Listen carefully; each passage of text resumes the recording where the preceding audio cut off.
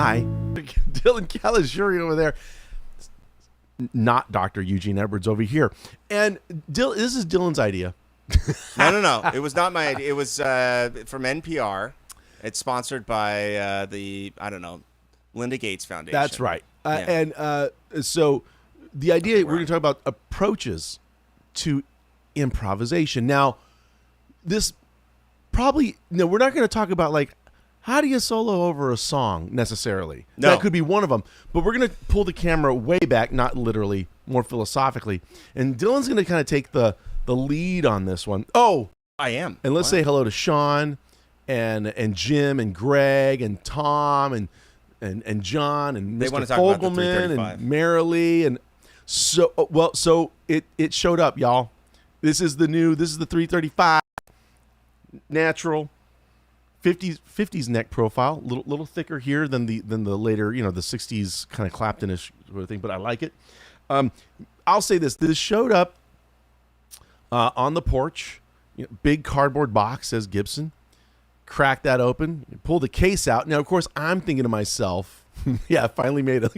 Look at everything. They're like, this long national nightmare is over. Eugene finally got a big boy guitar. And now the pain of this is, it's being shipped from Memphis, and it's probably, I'm gonna have to take it to have it set up and yada yada, and out of the case, it's tuned, intonated, playing. I've already gigged with this. I'm going to gig with it on Friday night as well. I'm in love with it. Here's the thing I've learned, y'all. And this is something you probably heard.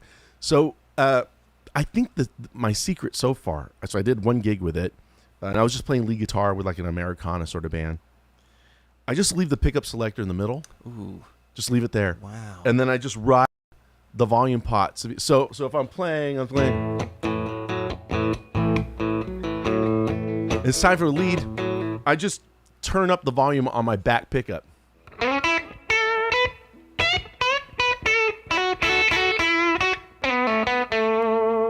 Turn it back up. I'm back to rhythm volume. I have pickup selector stays right in the middle, baby. Right in the middle. And it really does do that kind of like high top end, like hit you hard sound. Or really well. But if I want something else, I'll crank the front. Body too, I'll crank the front pickup. And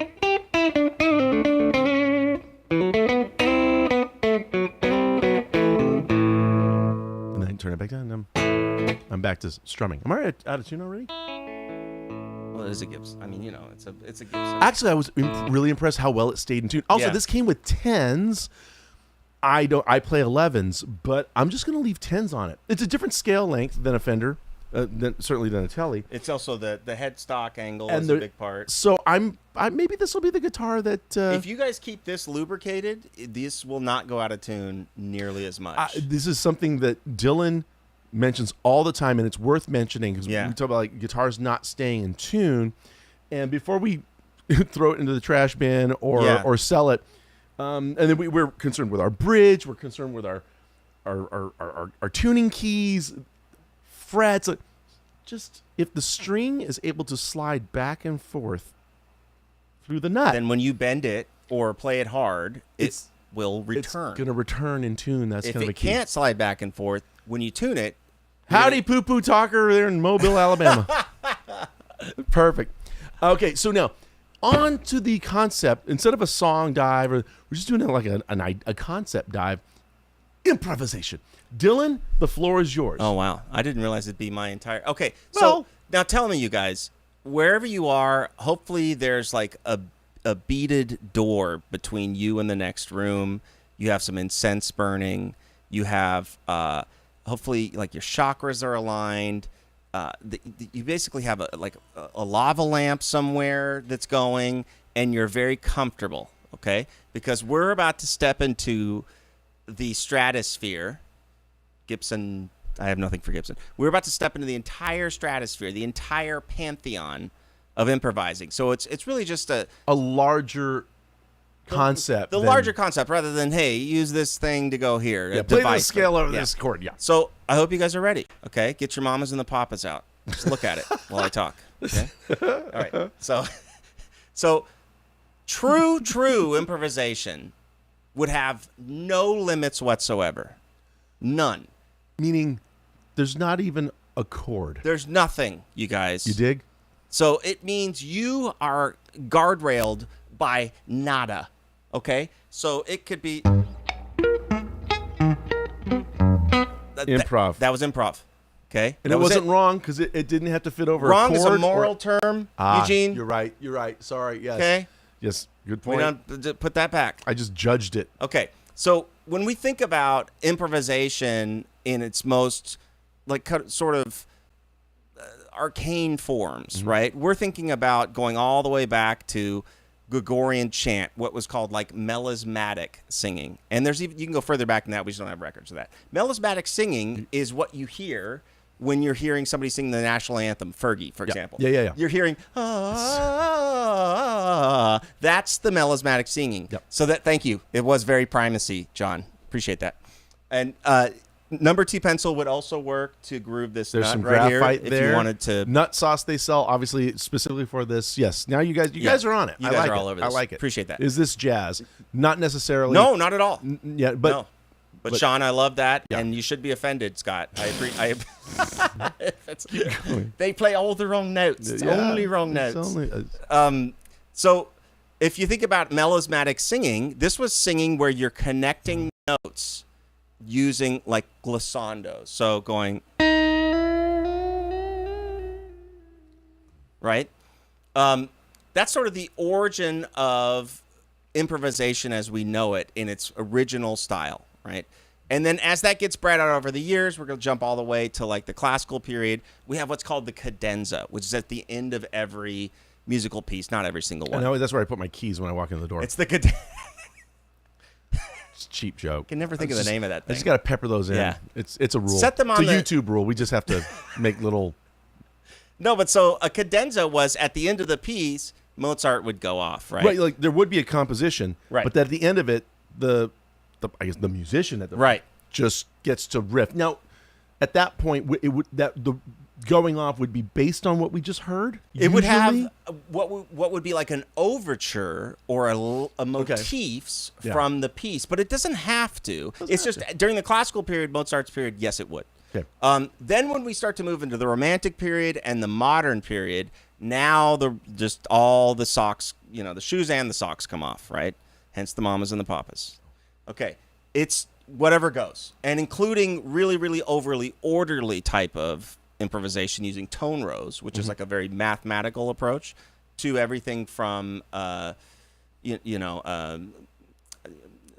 Wagnerian improv and things like this they were really, really esoteric. Debussy would improv in his pieces, even though it was written out. There would be a fair amount. So, and these are impressionistic improv all the way to postmodern improv. And that sets the setting for the music of today. So you have like African rhythms that are basically that meet through pirate radio and then through New Orleans and everywhere else. And then you have Western instruments. Yep. Like the saxophone, the guitar, and they meet together.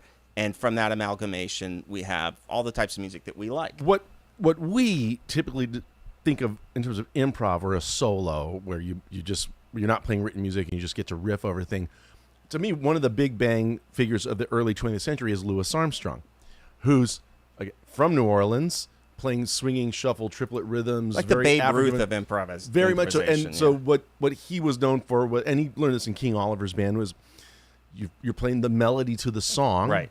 and then you start to embellish off the melody and get Melismatic. creative with it, melismatic Melisma. stuff. You're just kind of riffing and Yes. flying away, and then usually you came back and you played the melody straight again, and that's kind of 20th century song form improvisation, Right, as we but know it's it. still contained, it's still over song, and it's what Clapton does over Absolutely. name the song. So that's what we as guitar players think of as, and so Dylan's saying there was a huge history that There's led a long, to that big moment. history and, before that. And at first, it was speaking of jazz, we got a man named Ornette Coleman who Right. definitely committed his most of his career to free jazz, which is the first thing. It was like the purest thing. There's no chords, there's no progression to follow. It is honestly just playing. And multiple people playing together. Yeah, and then different periods in Ornette Coleman's career, he played different things. Yeah, I simplified way too much, but I just want to introduce Yeah, the but idea. he's most known for free jazz. So now you said, and then there's something called targeting. So we have, which is a little closer to what we're getting towards. So targeting would be like, I want to be able to play over the blues. I want to be able to play over this song. I want to be able to play in this style. Now we've sort of set some guardrails and some expectations in, and that's where we sort of begin the journey as guitar players. There you go. Yeah, is where we start to target something. But I'm just making the setting of like, this has a long sort of academic history to it, right? Yep. And that history is multicultural. It's influenced by a bunch of different factors. So what are the macros in improvisation? Thank you for asking. I'm glad you guys asked. So basically, you have melody, you have rhythm, and you have harmony. Everybody say melody, rhythm, harmony. And imagine each one of them is like a dial, right? So you have melody. You can turn up or down melody. It's like the many pots on my brand new ES335. Melody, rhythm, harmony, Smurf. That's when the Smurf. So you can turn up or down melody. You can turn up or down harmony. You can turn up or down rhythm. You can turn all of them up or down, or you can mix and match, right? Wow. Those are the macros. Those are like a melodic solo, and we'll actually play some guitar, versus a largely harmonic solo, versus a rhythmic focus solo. So let's look at it over just one chord, like an A minor 7. I'll give you the A minor 7. Okay. So I'm just going to just Yeah. So a melodic solo would usually follow the device that a melody uses, like a scale. So in this case, I'll use the minor pentatonic scale, A minor pentatonic scale.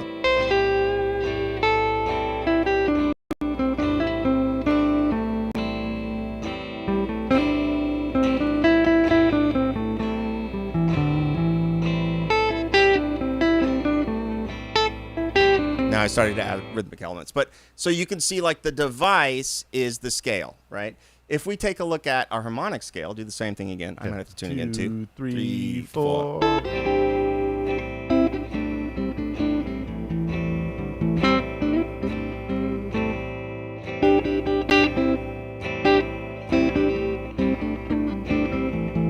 All right, so a multi-note solo. And then finally, if we do a rhythmic focus solo, so I'll just use one rhythmic device, and you guys can look at it.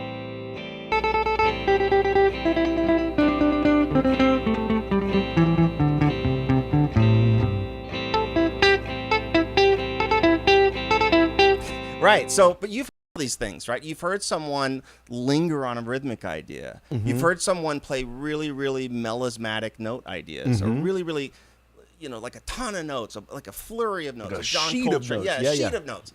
And then you've heard people play totally chord solo-based things that imply like a multi-harmonic movement. Yeah, we're hearing more than one note at a time, for sure. So these are kind of like the macros of soloing and improvisation. The big ideas. The big part. You talk for a second. Okay, so a guy walks into a bar. Oh, thank you, Greg Simple. It is lovely. Now, do you know the reason I went with the blonde? Now, of course, you can get it. I guess 335s generally come in red, the Clapton one, or the dark sunburst, the black to gold sunburst classic, and then there's the natural. And I went with the natural because of two particular musicians, Dave Edmunds and Carl Wilson of the Beach Boys. Even though he didn't use so courageous. He didn't use a 335 in the 60s. He almost always played a Strat or a Jazz Master. But growing up seeing the Beach Boys start in the 70s, Carl always had a natural 335, and I just thought it was the prettiest thing. Yeah. And then Dave Edmunds, known for playing like rockabilly and root style. It's interesting because I was like, well, how does he has a twangy tone? But he's playing a two humbucker Gibson. How do you? And it turns out that a Gibson doesn't always have to be all distorted out. And you can, if you pick it. Oh, you could totally make it sound. And then we're in Chuck Berry territory. Okay, he's tuned. It just doesn't live in that space like a doesn't have does. to. Like I said, no. But By it the can way, do it. Now on the gig I did last or 2 weekends ago with this, again it was Americana stuff, roots, rock, country. I just brought this and my 65 Deluxe reissue. Ooh. Nope, I'm in a no pedal modality now. Wow. I'm not going to use pedals. Sort of an origin phase, if you will. Just going straight into the amp. Fundamentalist. Are you still going to get inoculations? Yeah. Because they don't allow me in the clubs if I don't. Okay. But I'm just saying, I'm just finding out, okay, what's the venue? What's the size of the place? And that basically, that will decide whether I bring a deluxe or a Princeton. Oh, wow. And deluxe is max. Yeah, I can't. If I can't Does a imagine half stack ever enter? That's just don't require. There's just no. Okay, so I don't require one. Don't buy Eugene a half stack for Christmas because I want to take a okay, Fender you were thinking tube about amp. it. Hey, Sean, great to see you, buddy. Hi, Sean. I want to be able to take a Fender tube amp and have the volume somewhere between 6 and 7. You want to push the amp? I want to be able to push the amp, and then I'll just ride the pots. I will go from rhythm to lead and back and forth, and it just forces me to find tone variation within the guitar. I was starting to do this with tellies anyway too. No pedals. Just like I guess there's tremolo and reverb on the amp. So if I want those, I'll use those. Now remember, folks, riding the pot is legal here. It's not everywhere in the country. So you need to check your local municipal codes almost and half the everything. states you can ride the pots. Yeah. So full stack only crank to 11. Look at John Scholes. Like it's kind of a version. Yeah, kind of a strict way of doing that. So now. Yeah. We're going to look at another approach, okay? And I know this is esoteric, so just hang with me. I hope you guys... It'll get practical here. If you're riding the pots, that will help. But so... You talked about beaded this curtains. This time I'm going to play a single chord for Eugene, and I want him to emulate, everybody say emulate, the aesthetic that I describe in his improvisation. You guys are, and he can use anything. He's not limited to the pentatonic scale. Whatever he wants. De jour. What am I emulating? I'm about to tell you. Oh, yeah. Ready for this? So, yeah. I want you to emulate a farm. And I can use more descriptors if you want.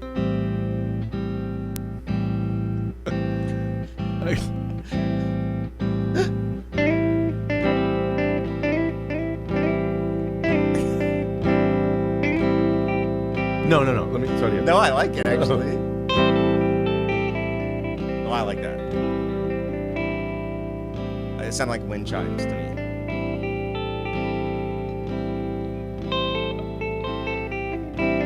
Oh, I'm not allowed to use melismas or guitarisms? No, there was no limits. Okay. Now we're getting to farm territory. At least the kind of farms I go to. Okay, so now I want you to emulate sailing on an ocean.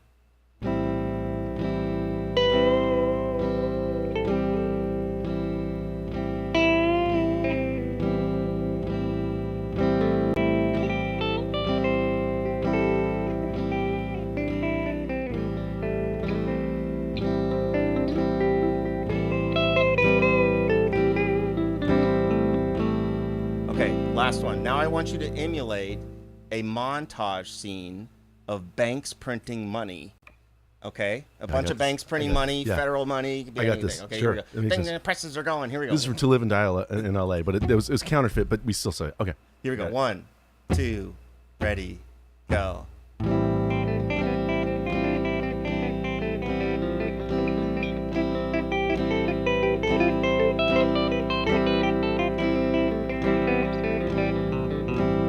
Just stamping out stuff. There's just a hard. Did you guys catch all that? Hey, Michael. Are just. And you notice you were even rushing on purpose, right? Mm-hmm. Because it's like, hey, we got to get these pineapples to Hawaii. Yeah, exactly. We got to hurry up. Yeah.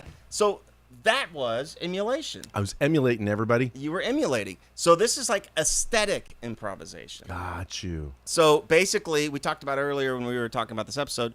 You had a canvas of just one chord, which you guys could do with like a looper, or you could do with. You could probably. I'm sure you could find an A minor 7 loop on YouTube somewhere.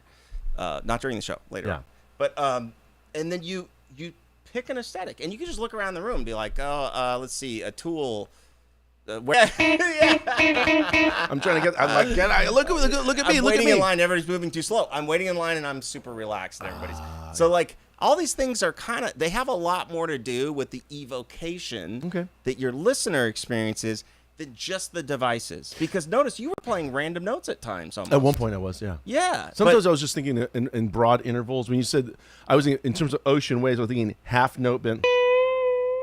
And kind of just visualizing the wave. What does everybody try to do when they hear that? They try to compartmentalize it and put it into some sort of box, like Chris Isaac. Or they try to. Does this make sense? I think so. And so that's fine. That's what people are going to do. But notice all the imagery you've created. in doing that. There's a wonderful guitar player named Mark Ribot, R-I-B-O-T. He's played with Tom Waits, and he played with Elvis Costello for some years. And there's one solo he plays on an Elvis Costello record that's great. It's pretty much an up-tempo jump blues. And he takes this great wild solo, and it turns out that Elvis Costello's direction to him was, when it comes to your solo, I just want to imagine you're walking down a street and there's live music in several clubs and they all have their windows open, and you're just catching stuff from different clubs, different bands. And so his solo's this jagged jumping. I like it. And what an evocative thing for the artist to ask of his sideman. Think about the Tears for Fears solo on Everybody Wants to Rule the World, and how really just piercing and over the top it is. Yeah. It's not something you would really come up with unless you were still thinking surprises me when I hear aesthetically. it. Yeah, okay. You know what I mean? So aesthetics, if you want to truly improvise something, no matter what your tools are so far, start with an aesthetic. Don't even think about technicals first. And you might find that, hey, my technical ability is limiting my ability to emulate this aesthetic. Then we know what to work on. And then now we know, but now we have some inspiration. Very good. Okay.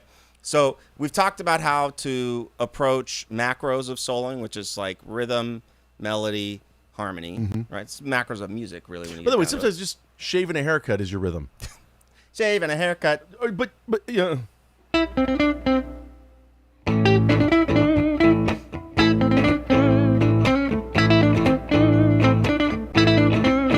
He's essentially doing shaving a haircut and all of that. Exactly.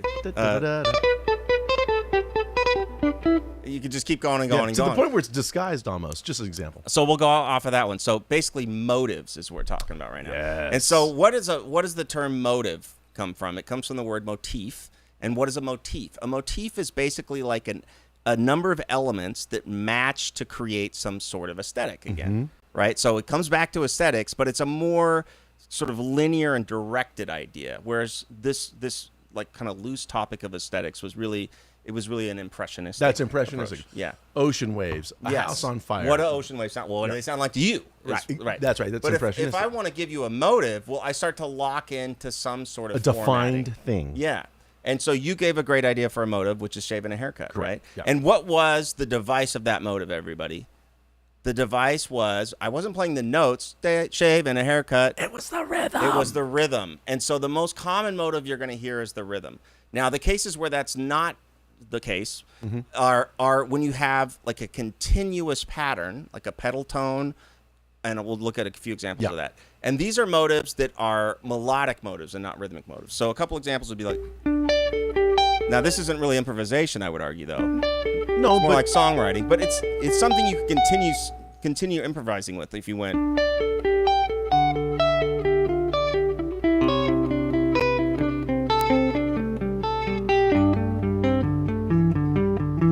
I don't know if anybody would want to hear you do that. You took the rhythmic motive of which was just the continuous and moved around. Okay. Another one would be pedal tones. Well, here's an example of pedal tones that it matches a lesson I gave a couple weeks ago to some students about like I call it like drone scales. It's not really drone. It's just right where let's say if you're in G, I'm going to drone my open G, and then on my B string I'm going to play around with a G major scale.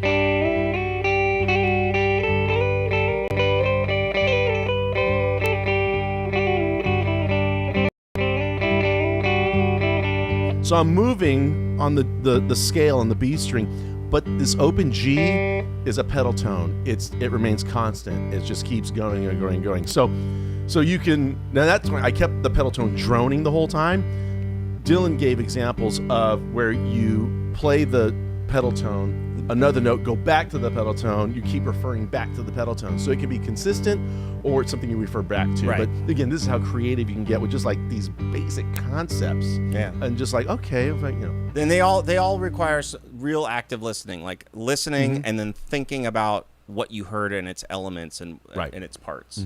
Okay, so we talked about the macros. We've got like rhythm, harmony, melody. We talked about the origin story. We talked a little bit about using aesthetics, and we talked about motives, right? And motives are going to continue to come up. Probably the most popular motivic way to solo over something is what's called antecedent consequent phrases, also known as call and response. And you guys said that in unison at home, right? Mm-hmm. Did they? You think they did it? I heard them. Okay. So call and response. What is call and response, right? So call and response, the origin of call and response, a lot of people point towards... Who knows? Yeah. It's actually very, very old. So yeah. I wouldn't point towards any particular period of time that's recent at all. Could be Vikings rowing, Absolutely. Usually work, military, agriculture, religious worship. Think of Full Metal Jacket. And they're human running. beings have been probably using call and response and to the point where not even an ethnomusicologist could really pinpoint the thing. Right. But it's clear that the human beings, we just respond to very, very, very well. Right. And it's something where it's patternistic, right? So if yeah, no, but seriously, so and the animals clearly do it. It's wired in us even before languages, is what we've learned. Is that sound and music is. So if you make a statement to me, right? Yeah. Go ahead. Make a decree something. I think, therefore I am. But what are you now? A thinker. No, so that was call response call. But call response Sorry, response. But do you see what I'm saying? I wasn't prepared for that. It's basically you throw something out, I throw something out. You throw something out, I throw something out. And how's this come across in music? What is so that? in music you have what's called antecedent consequent phrase, and generally it's actually a repeat of the A or the first thing you've said with a different ending. Yes. So if you're going, this is your A. Okay, you got it? Yeah. So my B might be, here's,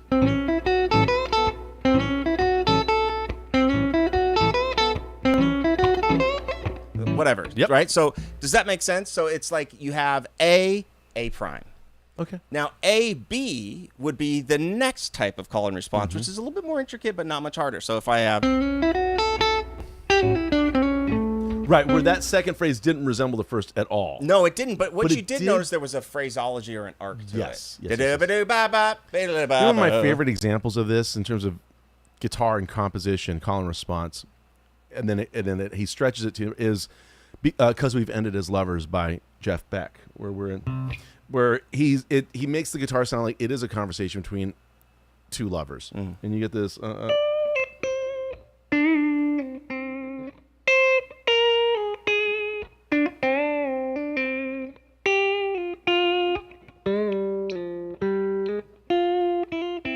No, and they're together at the end, and then they harmonize at the end. And to me, it's just so simple. It's I mean, like but it evoked masculine, feminine. It evoked and then as the record goes on, this dialogue gets really heated and out of control. Well, that's because you keyed my car, and then Carrie Underwood comes in the and just watching this thing escalate, and then kind of resolve at the end. It's just thrilling. They're like, I can't believe there's no human voices on this record. Yeah. But we get this because of the rhythmic motif of call and response. Yeah, at the end, the sound of alimony is different than you would. That's true. Yeah. But no, but isn't that and if Jeff Beck was still alive and he was watching this, he would. Oh, he's probably not. The spirit of Jeff Beck. Oh, gotcha. I mean, he would totally approve of this approach to talking so. about improvisation. Oh boy, yeah. Because it feels like it's too esoteric, right? It's like, wait, this isn't enough of a device, and it's like.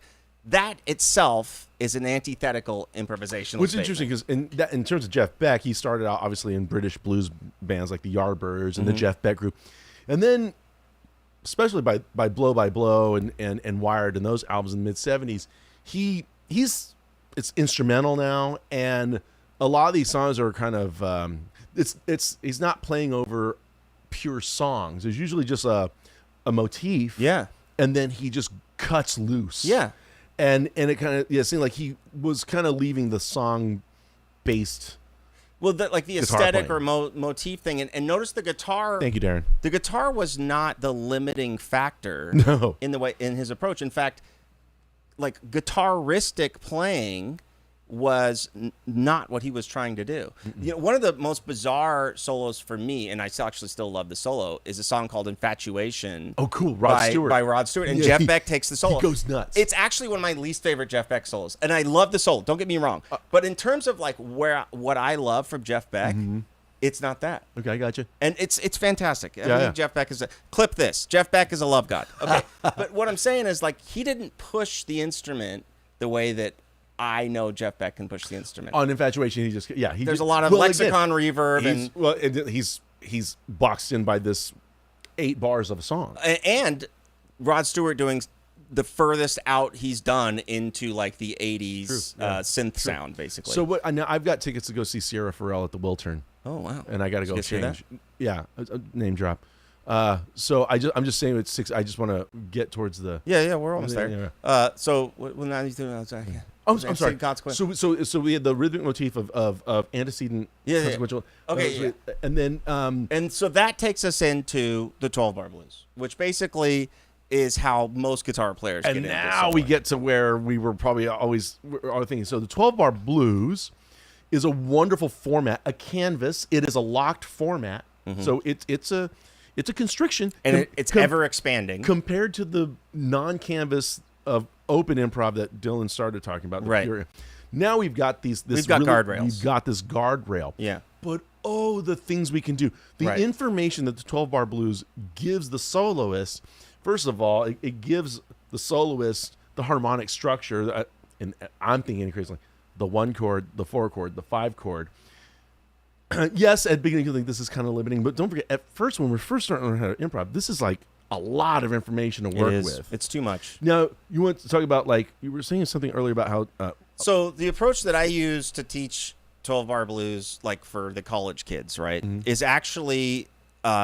they are working on a lot of things at once, right? So they're working on scales. They've been working on arpeggios. They've been working on all kinds of things. But I actually have them back up and learn how to play a 12-bar blues as a bass player.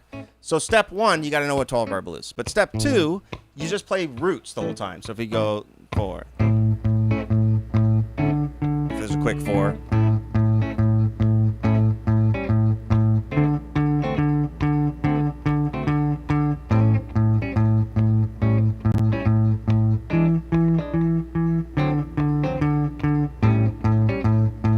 You have them do that. Okay, now I want you to approach each chord, even when you're repeating a chord, with its lower neighbor, so a half step behind. So it's going to be 1, 2, 3. Oh, yeah. 1, 2, 3.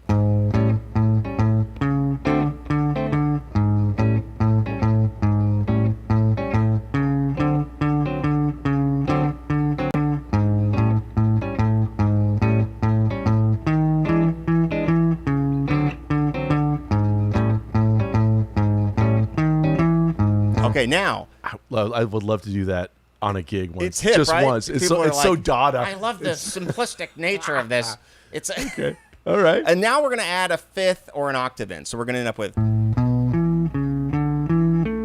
Does that make sense? 1, 2, 3.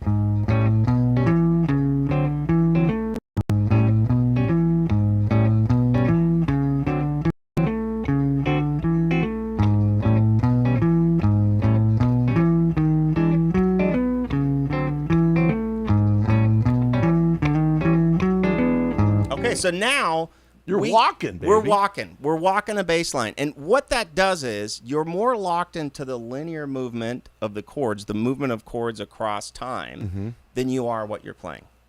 And if I get so locked into just arpeggios playing over this, what happens is I'm focused on what I'm doing and not the process of exchange between myself and the harmonic progression.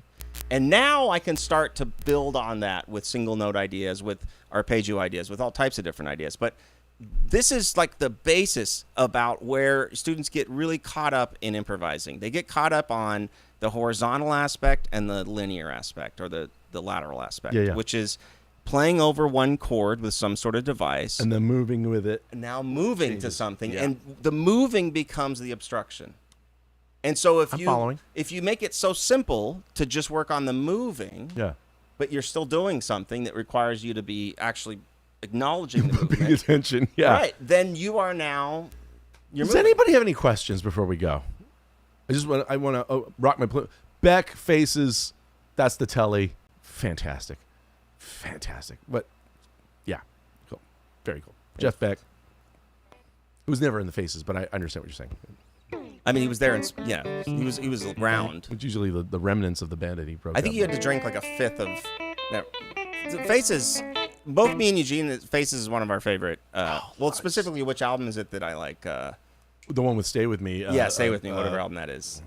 Anyways, I'm blanking right now. it's really, really freaking good. Nice and loose. Everything and from the sloppy. production approach, by the way, to the actual. It's fantastic. And Rod Stewart was informed back What then. a singer. I know. Okay, so again, just huge concepts here. We don't really have much other than in terms of an assignment. Just play the bass, do that bass note thing, and just follow changes, like as strictly as you can, as long as you can, and just see how, because that's like internalizing the changes. Yeah, and my assignment to someone would be to go back to those topics that we were talking about earlier about aesthetics versus like targeting something, right? So be able to evoke some sort of scene or clothing style or what, be able to take a motif that you like and move it into some other context. Okay. And being able to do those two things is really like primal to improvisation, whereas what we're talking about is more like a context. It's like, here's how you put devices to work, and that is really important, and it's still improvisation, but it's almost like if you can't do the first one. Does this make any sense? Well, to me, it does. Here's why. And everybody can do the first one, by the way. If you think about soloing or improving soloing this way, it's like, hands aren't even on the guitar yet. It's like what picture do I want to paint, or what rhythm do I want to force? Yeah. Then this is a good way. Now this will come up to, and we'll be on the bands on stage, and we know an improv solo's coming. Yeah. Someone points at you. These are really helpful building blocks. Like I actually didn't have an idea for this. I didn't know I was soloing, and then you rely on call and response.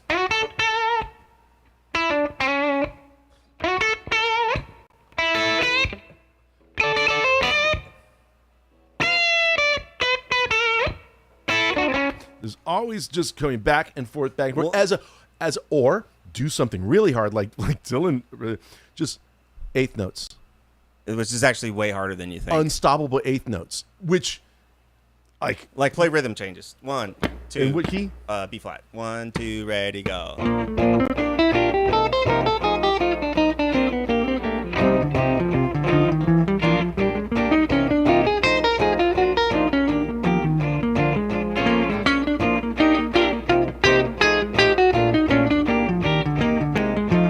It's hard to listen. But what happens is eventually- I get into positions where I run out of ideas and I have to get out of spots. Whew. And what I would really posit to you guys is, what's the difference between reciting something and improving something? And what I'm supposing to you is that thinking about an aesthetic, using visual imagery to come up with an idea that is completely unrecited. This Michael, this may help how to improv without common phrases. Yes. These are the This is things what it to is. think about to get away from our stock licks, if you will. Ask Joni Mitchell how many scales. Actually, she does know a lot. But ask, how many? but ask Joni Mitchell, like, hey, what scale were you using there? Or ask Joni Mitchell, like, hey, what were you thinking about there? She's going to say, I was thinking about, like, being on a sailboat. Right. I was thinking think- about I that was thinking summer. about- That summer in Greece. Yes, I was thinking about the feeling of being depressed. Yep. I was thinking about this, like, never Notice- was the answer. What a great example, because her songs, she uses open tunings. Her songs, she loves In aesthetic. suspended chords a lot of times. Right. She'll avoid Unresolved things. because to her, life is unresolved. Unrequited. Life is all a question. To her, life is not definite. It's more of a finite thing, ambiguous. and it's in her guitar voicings even more than her lyrics. Her voicings and her melodies tell you, like, wow, nothing's really too solid in life. I mean, so this is how to be truly original. Again, you can think about what not to play. Well, aim at originality. Aim at not reciting. Yeah. I mean, because if you don't Because aim, to ahead. back that up, if we like, I'm just gonna find a rhythmic motif and just run with it. And if it was shaving a haircut, you're already not going to play Chuck Berry. you're finding new ways to do something that exists. New though. ways to, and that's where you get your originality. And the market will pay you for that, by the way. We Like, can. you will get paid in industry for that. and you'll get paid on guitar for that.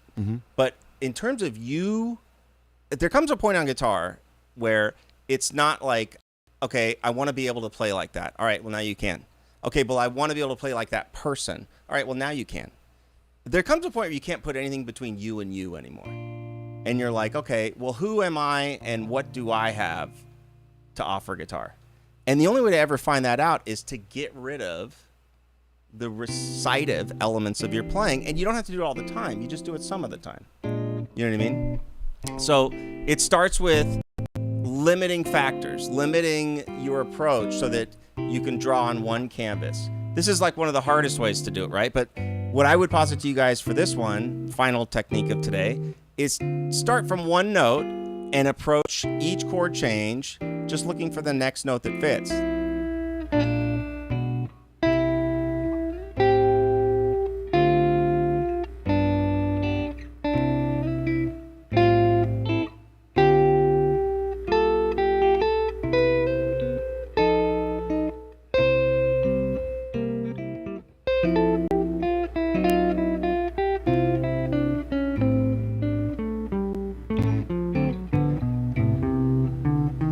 But that approach will get you a lot of mileage out of a progression like this. Yeah, and Michael, you're making great points. Like, don't be afraid to make mistakes. You have to. Don't be, like, also, I mean, mistake implies that you were aiming at something to begin with. You know what I mean? Yeah.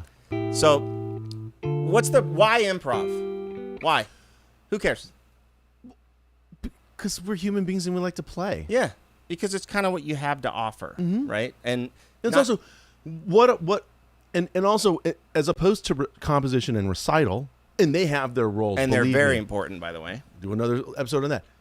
But improv, any of the improv I did here today, given the same instructions that Dylan gives me tomorrow, I could play something wildly different because I'm just having a bad day tomorrow. Because you feel different tomorrow. I have a busy day today, and different. My experiences are different.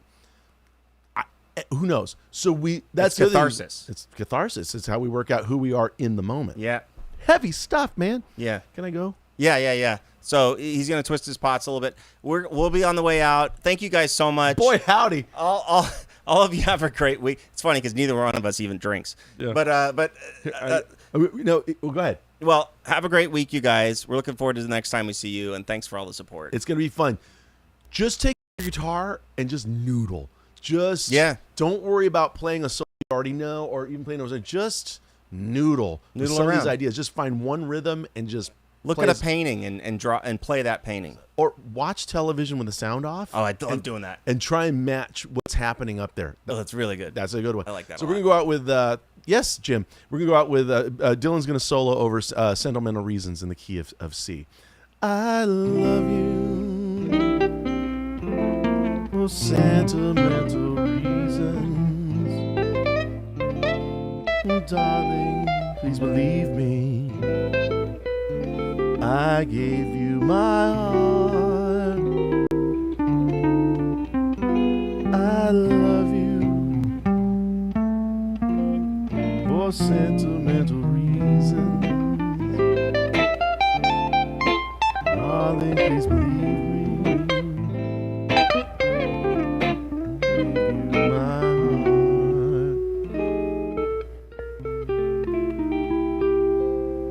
Something like that.